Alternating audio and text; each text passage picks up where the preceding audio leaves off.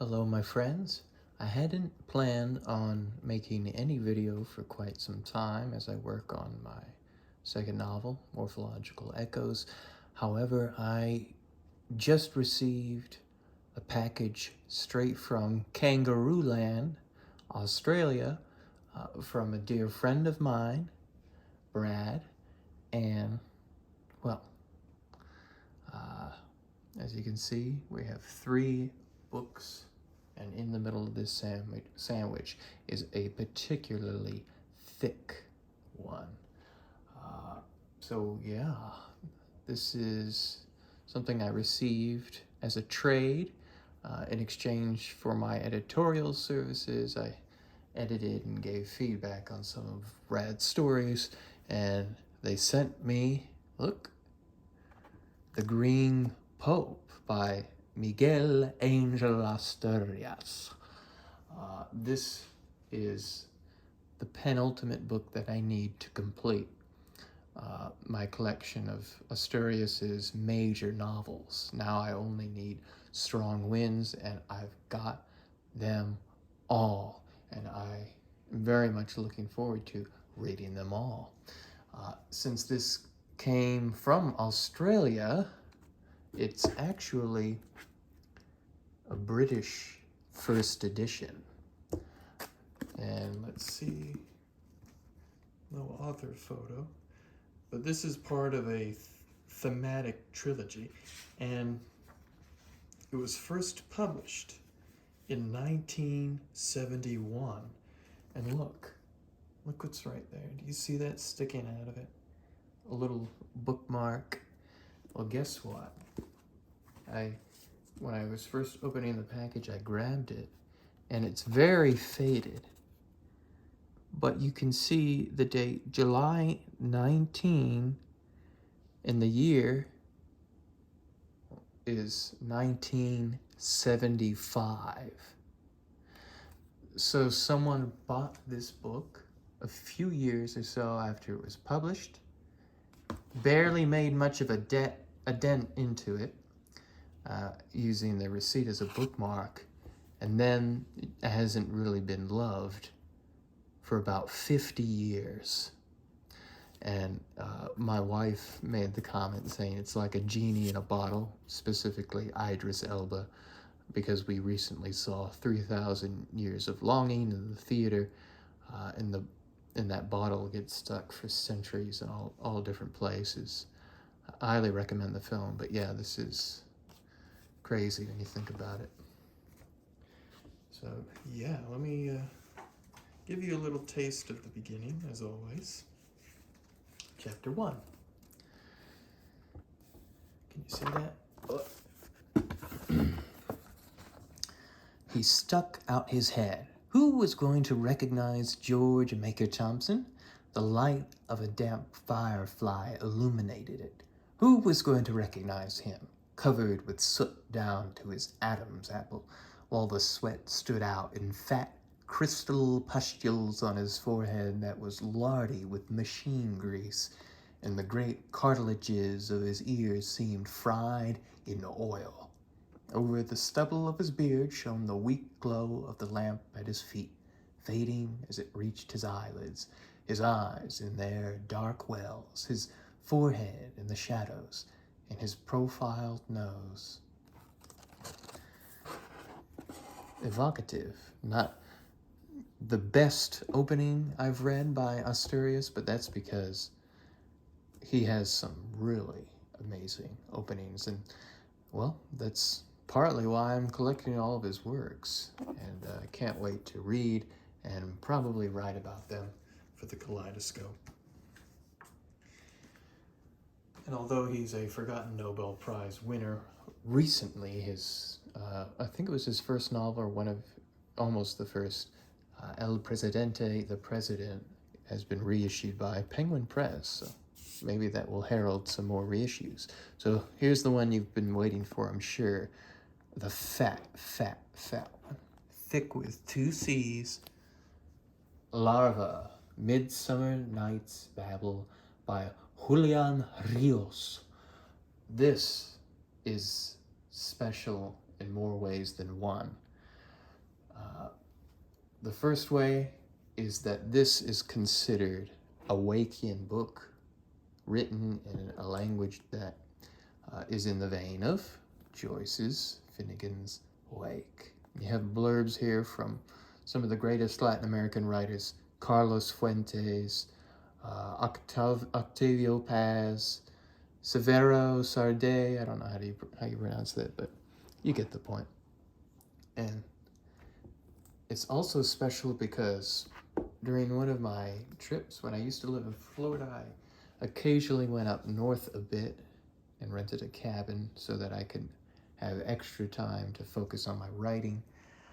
I went to a bookstore. I don't even remember exactly where the bookstore was.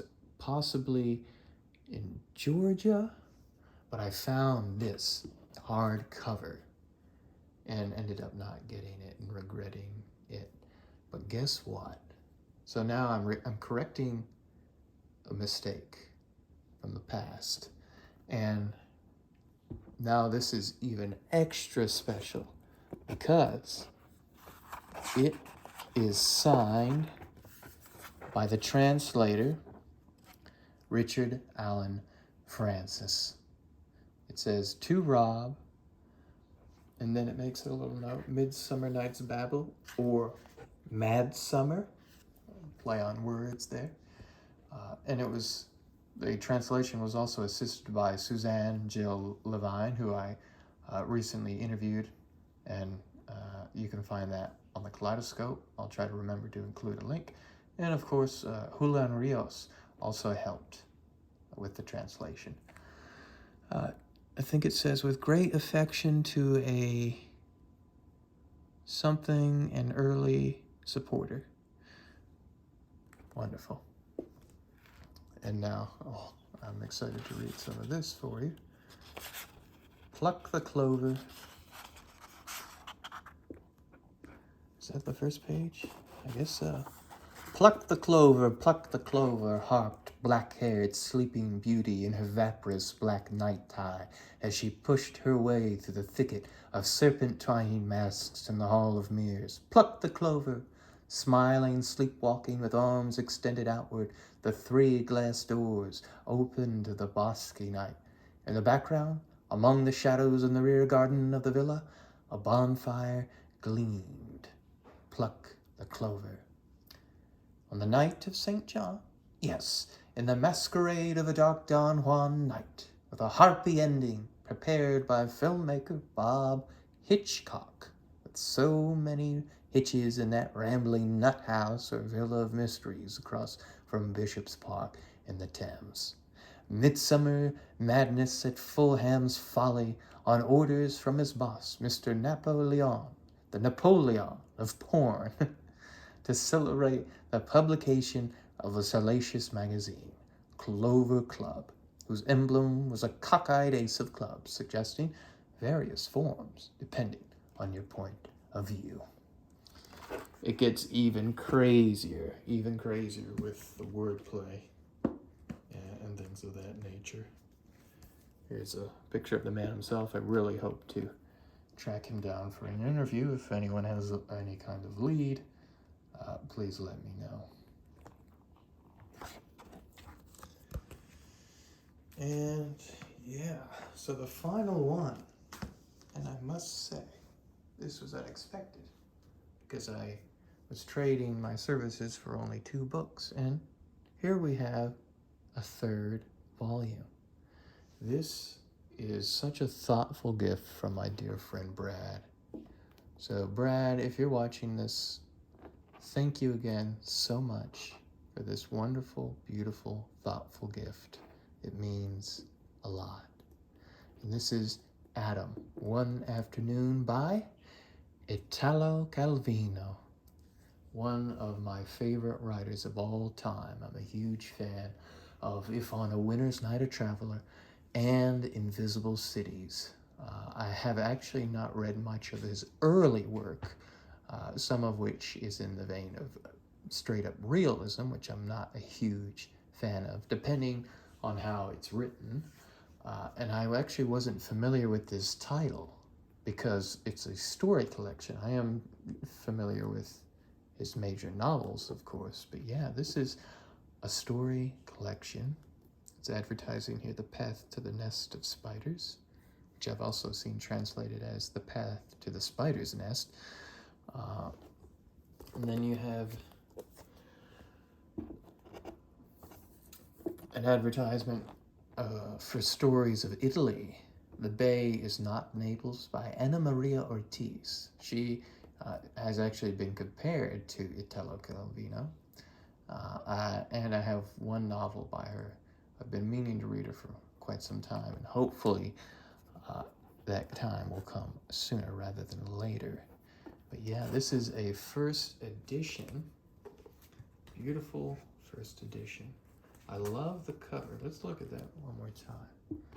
This is a nice illustrated cover with awesome colors. And yeah, the title almost reminds me of, is it a palindrome? Adam, Madam, I'm Adam. Anyway, let's take a look at some of the stories. So Adam, one afternoon. The new gardener's boy had long hair, which he kept in place by a piece of stuff tied round his head with a little bow. He was walking along the path with his watering can filled to the brim and his other arm stretched out to balance the load. Slowly, carefully, he watered the nasturtiums as if pouring out coffee and milk, until the earth at the foot of each plant dissolved into a soft, black patch.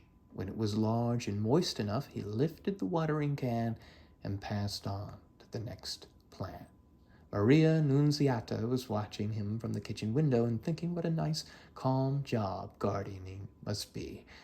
He was a grown youth, she noticed, though he still wore shorts, and that long hair made him look like a girl. She stopped washing the dishes and tapped on the window. "Hey, boy," she called. I wonder what happens next. Tune in next week. So, I wonder what other story I can sample for you.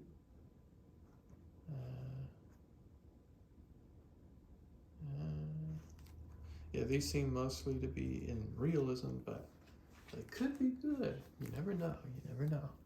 Theft in a cake shop. When Drito got to the place they were to meet, the others had already been waiting some time. There were two of them, Baby and Yora. The street was so silent that the ticking of the clocks could be heard in the houses. With two jobs to do, they'd have to hurry if they were to get through them by dawn. "Come on," said Drito. "Where to?" they asked. But Drito was never one to explain about any job he was going to do. "Come on now," he replied, and he walked along in silence through streets empty as dry rivers, with the moon following them along the tram lines. Drito ahead, gazing round with those yellow, restless eyes of his, and moving his nostrils as if they were smelling something peculiar. Wonderful, wonderful. Thank you again, Brad, so much for sending me these 3 amazing and promising books.